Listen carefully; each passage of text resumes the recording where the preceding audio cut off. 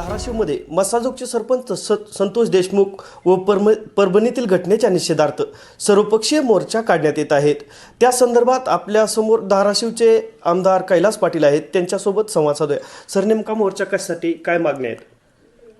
संतोष भैया देशमुख आणि सोमनाथजी सूर्यवंशी यांच्या हत्या ज्या झाल्या आहेत, एक हत्या एका प्रवृत्तीकडनं झालेली आहे आणि दुसरी हत्या पोलिसांकडनं झालेली आहे।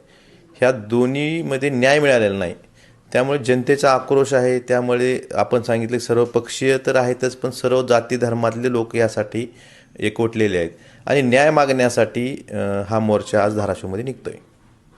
या मोर्चात कोणते कोणते नेते सहभागी होणार आहेत?